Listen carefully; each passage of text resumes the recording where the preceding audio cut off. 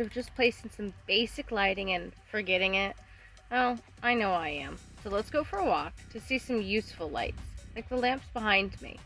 You might have noticed them already. These are our first light, the lava light, where form meets function. This lovely light easily doubles as a singular lava farm. You can use them besides your roads or as a way to light your halls, making it a simple and effective way to fill your furnaces. Okay, so here's how I make mine. First, choose where you want the pole to go. Then, dig one block down and place your lodestone. Place 2 of your walls on top of that, and then, using your temporary blocks to get on top, place 6 nether brick fences on top of the wall, followed by a stair in the direction that you want your lantern to hang. After that, place your last wall and the final stair. You'll want to drop down again and place a block to climb on top of. I'm using my cauldron. Then jump up and place the last fence on the bottom of the stair. You'll want to go ahead and use a temporary block just as a placeholder. That way you can place your 4 trapdoors around. Oops, I misplaced mine.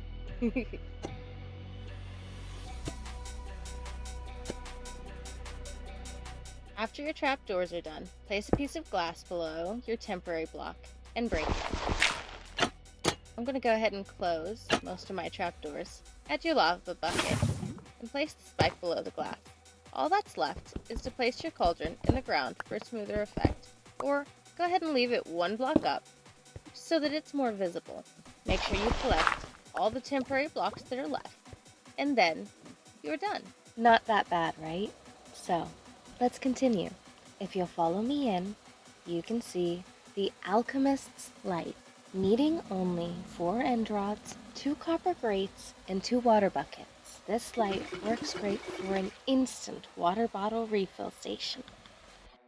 Now, you do need a ceiling, or at least blocks above you to begin. Once that's settled, grab 2 end rods. These will connect to the ceiling. Then, I put the grates directly below them, before placing the final end rods against each grate. To finish, just fill the grates with water. Now, if you're worried that you don't have enough end rods on hand, but you do have chorus fruit and blaze rods, you're in luck. Smelt some chorus fruit and combine with blaze rods to craft more end rods. They say you should candle your eggs to see if they'll hatch. I think these eggs will be well candled. The light is a bit loud, but can fit in well when added to barns or animal farms that already have a bit of noise. Of course, if you don't play with sound, that won't really be an issue. Place a temporary block, and then your candles on top, any amount. After removing the temp block, grab your cauldron and sticky piston, placing them so the piston pushes the cauldron below the candles. Then, add your lever. Place a hopper below where your cauldron will go, as that's how you'll get the eggs later. Now, it's time to hit that lever, and then place a temp block next to the candles, above the piston head. Glass is best for watching, but dirt works fine if you wait. I find it's easiest to throw eggs from above the cauldron near a corner.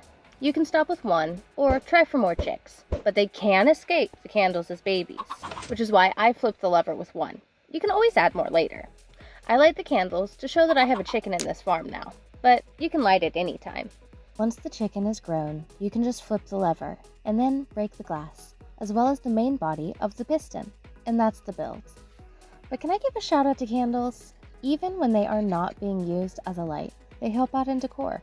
Never underestimate the space you have around you, even in a nature scene.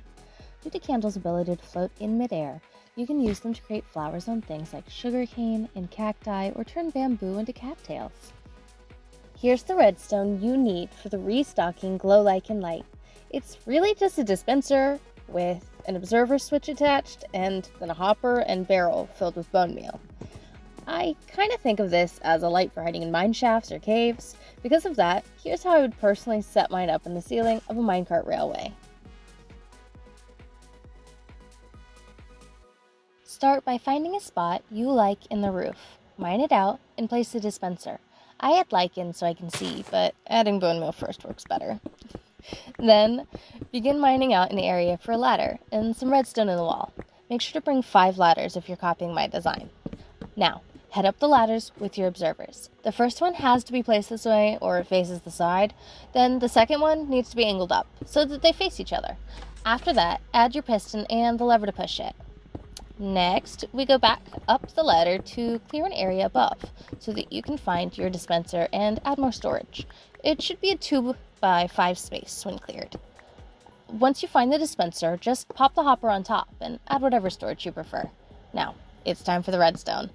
You'll want to leave a block above the observer and bring the redstone up another level to avoid activating the piston. Then down again on the block next to the dispenser. Your redstone's done. You can now go use it freely. Just remember to leave 1 lichen vine on the dispenser, otherwise it won't grow more. Not even if there's lichen beside it. It must take up the air block, being bone mealed, to grow. For those of us who aren't looking for the most efficient farm, but just a little stock of things for when it's needed, this farm is excellent. If I remove the grass ceiling here, you can see I've actually hidden 4 different farms just in this fenced-in area. Wool, dripstone, sugarcane, and even bees. Of course, if you choose to use quieter redstone, you can absolutely turn this into an adorable park, or even build a little house above it, making walls like I did. Otherwise, bushes or other builds using lamps and daylight detectors are great choices. Now, the redstone is different for each farm, but here's how I connected the lamps to the room. You'll want to place your redstone lamp with the daylight detector above it, and then dig out enough space for your observer and redstone dust. Then mine toward your room or dig out a room for your farm, adding repeaters and redstone dust as needed. Don't forget to fill in any gaps that mobs could spawn in as you go, and make sure to leave redstone lines unobstructed. That's it. That's the video. Are you still here? I can't nap while you're here. Please go have a good day and pick a new video. Okay, well, since you're still here, can you tell me what you thought of the video down in the comments below? Okay, thanks. Take care.